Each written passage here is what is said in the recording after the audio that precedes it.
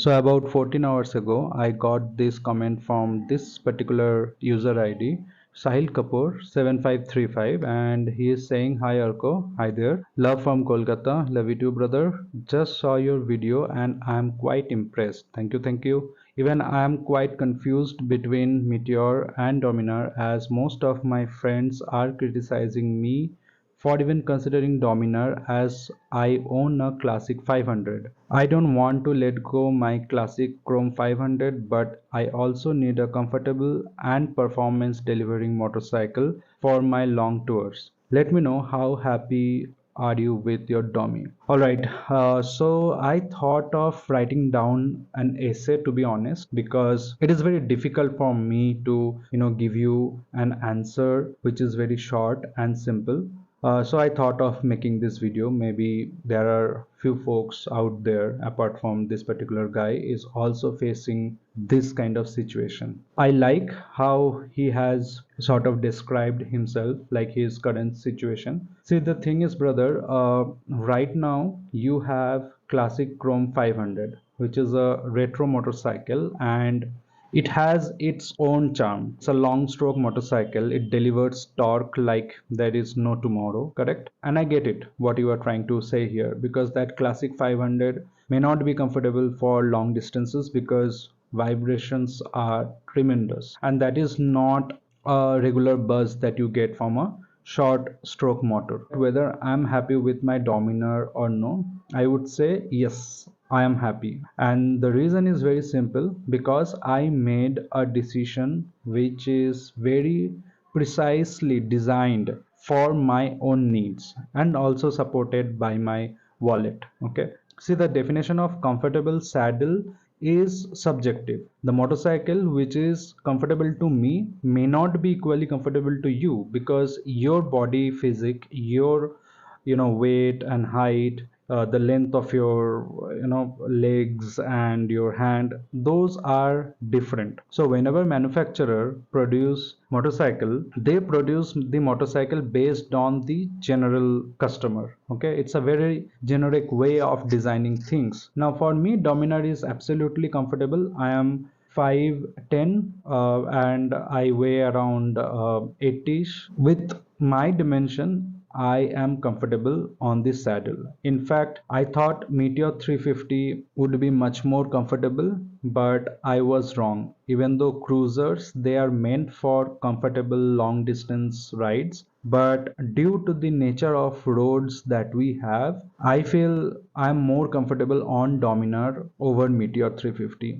Now, there are people who sort of downgrades Dominar, and there are reasons which I completely agree with. For example, Dominar 400 is a top heavy machine. Now, the thing is that if it is a top heavy machine, then can you sustain that particular riding style? Absolutely yes. People say Dominar is heavy. If you are riding classic 500, Dominar will not feel that much heavy, because the thing is that classic 500 and Dominar, they are almost equal in terms of their curve weight, right? Second thing is that Dominar would not be very comfortable for your pillion. So if you are planning to get a Dominar and you want to travel with your better half or whoever it is, then I would say take a test ride and figure out what all modifications that you need to do in order to make the ride comfortable for your pillion. According to me, Dominar's saddle for rider, it's perfectly sorted. There is no problem whatsoever. But if you consider the pillion seat, it is not that comfortable. It is not that wide. So you may need to add some bit of cushion to make it much more broader. I have added gel seat, but that doesn't give me a future-proof solution. The gel is already hard, so I need to get that change. But you can do little bit of adjustment to make the ride for pillion very comfortable. I also added the footrest extender for pillion. So these are the things that you can do. But right off the bat, what I can say is that Dominar is almost 95% ready for touring right off the showroom. And the reason is that you get saddle stay, and that costs around 650 bucks one side. So lagbhag 1600 mein you will be sorted. It also has the top rack where you can mount your top box, or if you want to carry some tail bag you can also do that. And the headlight is pretty awesome, pretty sorted, so no worries in that. The only thing I would say that based on your height, decide whether you need a handlebar riser or no. I felt that Dominar's handlebar is little too low for my height, so I added around 1 inch riser from Luvia, and my riding stance is perfectly sorted. To your comment where you are mentioning that your friends are criticizing you, remember one thing, brother. It's your money, it's your life, it's your ride. No one can criticize you unless you are entertaining those criticism. Lot of people look down on me saying that you sold Meteor 350 and got the Bajaj Dominar 400. तुम्हारा class गिर गया. अरे भाई, meteor 350 एक दूसरा kind of bike है, डोमिनार एक दूसरा काइंड ऑफ बाइक है. Why are you mixing an apple with an orange? So if you want to know whether that bike suits you or no, what you can do, you can take a rental, right? You spend that 2000 rupees, go on a longer ride, at least 100 kilometers ride.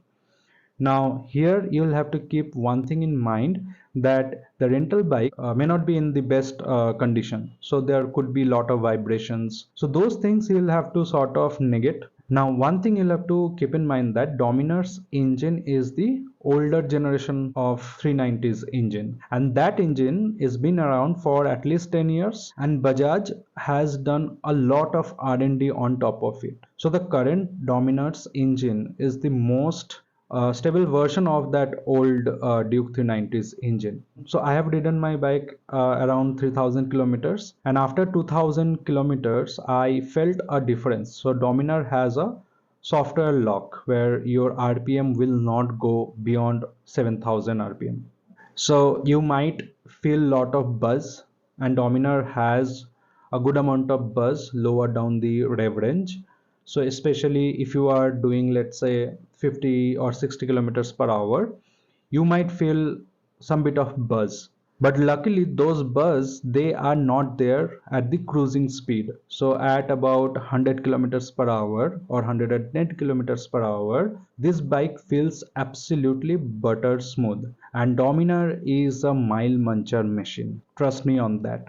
It can sustain 120 kilometers per hour easy peasy, no problem at all. It gives you lot of confidence. Since the bike is heavier, it is planted on the road. So for me, when I bought the Dominar, I had three things in mind. Number one was obviously the budget.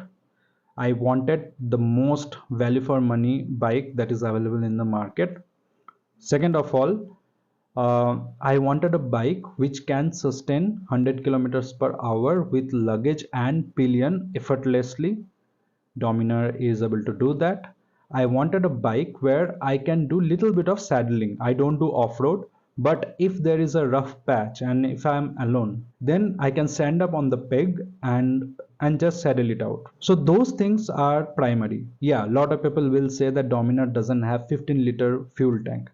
But in my opinion, you do not need 15-liter fuel tank, because after consuming 10 liters of fuel, you have already covered around 250 kilometers. If you are doing hypermiling, then you are gonna get around 280 or 290, sometimes even 300 kilometers in 10 liters of fuel.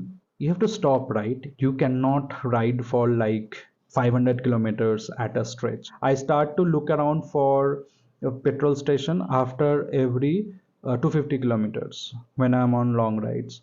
So for me, that's not a deal breaker. Okay, talking about suspension, the front suspension is really nice. Okay, it absorbs most of the undulations. The rear suspension is little bit stiffer, so pillion might feel some bit of jhatkas. So when you are riding with pillion, you'll have to keep that thing in mind. And mind you, there are adjustabilities in terms of rear suspension preload. But what I feel is that Dominar has good bit of metals where it is necessary.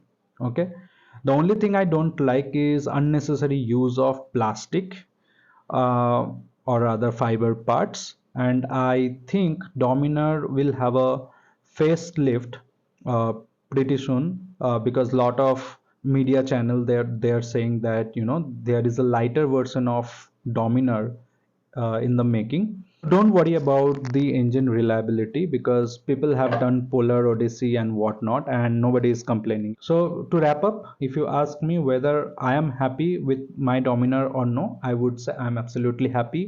I can do more than 800 kilometers a day, so no problem whatsoever. I'm even planning to do a ride from Bangalore to my hometown, which is in Murshidabad, West Bengal. So the total distance should be around 2500 kilometers. So if I can plan that kind of ride with Bajaj Dominar 400, and if I am happy, then who are you to judge me? Just figure out by yourself that whatever Dominar is offering is good enough for you or no. Just remember, Dominar in its current form, it is the best version of Dominar that you can get. So that's it. Thank you for commenting, and thanks everyone for watching. And if you have anything to say, please put down on the comment section as well. Thank you. Bye bye. I'll see you soon.